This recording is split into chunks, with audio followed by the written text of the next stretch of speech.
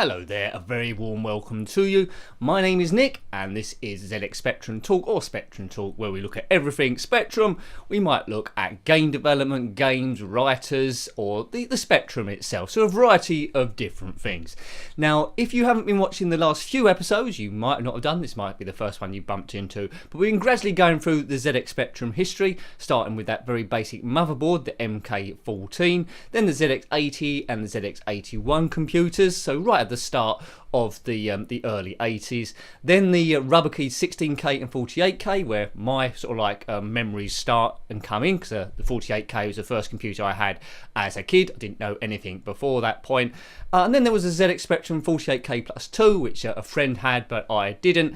And then we go sort of like into the 128Ks, which I haven't come to yet, which pretty much I didn't have, so it's going to be interesting having a look at those. Now, looking back at it, I think Sinclair Research, makers of the ZX Spectrum, and Sir Clive as well, always saw themselves really as a business computer aiming at the business market, and I think that was a bit of a mistake, because games started coming in on the ZX81, 48K is really a great deal, and that's where the money was, that's where the bulk of the market was going, but still they couldn't seem to break away from this like business idea, and might have been a bit of their downfall in the end. So looking at the business market and the follow-up, the success of the 48K Spectrum, Sinclair wanted a bit of a bigger bite of the cherry. They wanted to look at the bigger market, the home professionals, small and large businesses.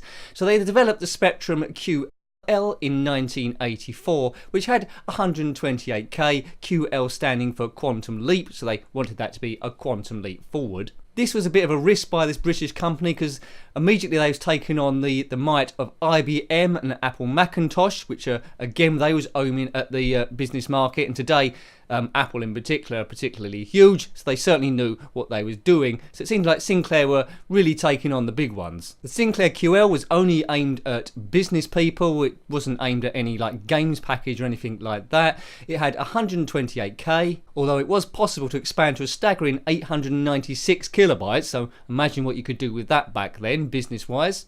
It was the first mass market computer to include the Motorola 68000 series processor, so ahead of IBM and Apple in that degree, and also ahead of other movers in the market, which are like Commodore Amiga and Atari STs.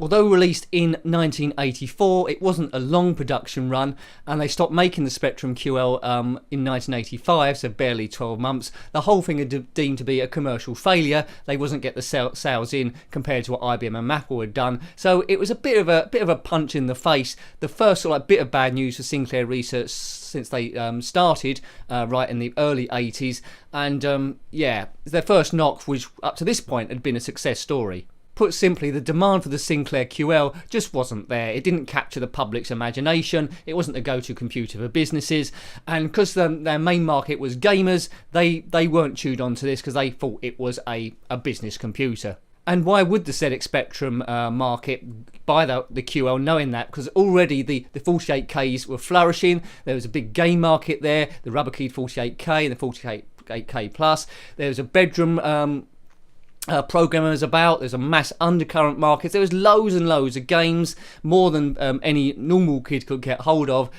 Business is not something that's going to interest them, they just wanted to play games. Bloodied from this a little bit, Sinclair Research had to come up with something. They wasn't just going to roll over and die. So I think they went a little bit back to their roots, looking at the 48K plus and trying to develop that further, and taking what they learnt from the infrastructure within the computer, the Sinclair QL, and that's exactly what they did. So in 1985, around about the same time that the QL was being discontinued, it was the ZX Spectrum 128K, a natural evolution from the 48K plus. The keyboard looked very, very similar. It was the same injection molding design. It was designed in conjunction with Ivestronica, the Spanish market, and launched there as well at the same time, or maybe just slightly before. The main real differences of the 128K over to the 48K, apart from all the internal stuff that we'll come to in a minute, basically on the appearance. On the right hand side was an external heatsink, because these computers did tend to heat up quite a bit. A joke was done once about the 48K rubber ZX Spectrum that you could heat an egg on it.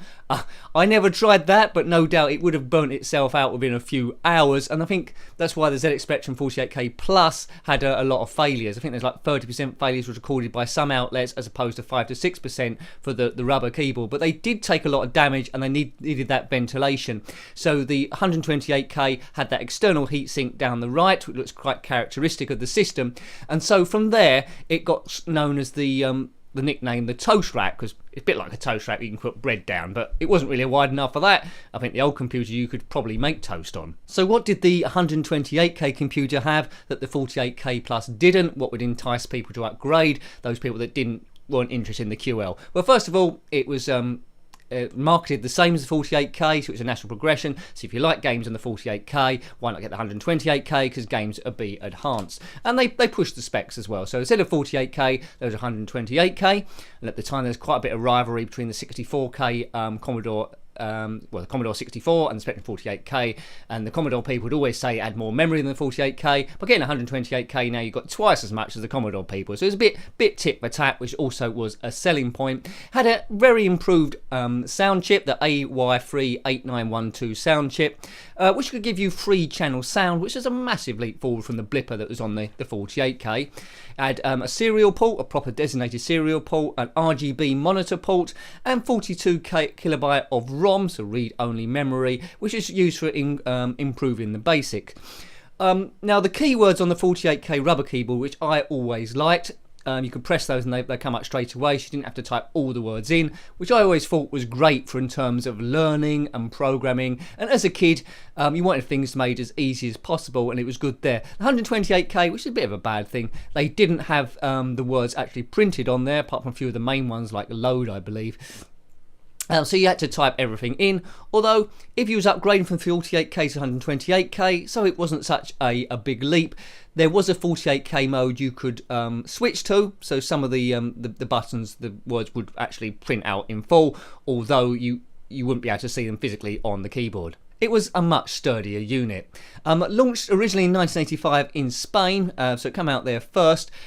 Sinclair Research held back the launch in the UK till January 1986 because they had a backlog of unsold computers. There was still the ZX Spectrum QLs, so they had money tied up in that. And there's also a lot of 48K plus computers, because although they sell well, they didn't sell nearly as much as the 48K, the normal rubber keyboard one, which had a run from 1982 to 1992. That seemed to be the computer that everyone wanted. That was Sinclair's greatest hit. And after that, although they did good computers, they were just scrambling around to match the iconicness or the superb sales of that actual physical computer, which was legendary. The toast rack, or the 128K Spectrum, is quite a historic piece, really, if you've got one of those, because it ended up being the last computer that was designed by Sinclair Research as Sinclair Research, with their branding and badge naming on. Who knows what would have happened after that? They probably would have developed further machines and gone to a 256 or even further, but that's a little bit unknown. I think maybe they was getting a little bit worried at the time. They had lots of stock lying around from things that didn't sell as much as the 48K. They got a bit unnerved about the market, what was going to happen, and it was in April 1986 that a rival actually bought them. So in 7th of April 1986, Alan Sugar, who later becomes Sir Alan Sugar, then Lord Alan Sugar of Amstrad, announced he'd bought Sinclair Research for $5 million. A huge sum at the time, but it seemed like it was the bargain of the century, and maybe Sinclair Research should have hung out for a much better offer. Why do I say that? Because included in that sale price was all the unsold stock of QLs and Spectrums. If you've seen the way Amstrad operate, or ever seen an episode of The Apprentice with Alan Sugar, selling was their thing. So Amstrad made more than $5 million from selling that stock alone, which covered the sale price. So already they own Sinclair Research just by selling the old stock it already had. They then had the brand name, they had license to make further computers, which we'll maybe come to in further episodes. So today we've covered going from the 128K ZX Spectrum, both on the QL, so aimed at a business market, which was a commercial failure. Then 128K at the gaming market, which was a lot better, but at the same time Spectrum had a few disasters along the way, and they weren't huge disasters apart from the QL, but they had lots of stock sitting around and maybe got a little bit spooked and sold on to Amstrad. And it's from there on that Amstrad developed other versions of the 128K. So I hope you liked having a look at those. We go a little bit in depth, but not too much in depth, because I aim to keep these as bite-sized chunks. Hope you're enjoying Spectrum Talk. And until next time, take good care of yourself and a very fond goodbye. Goodbye.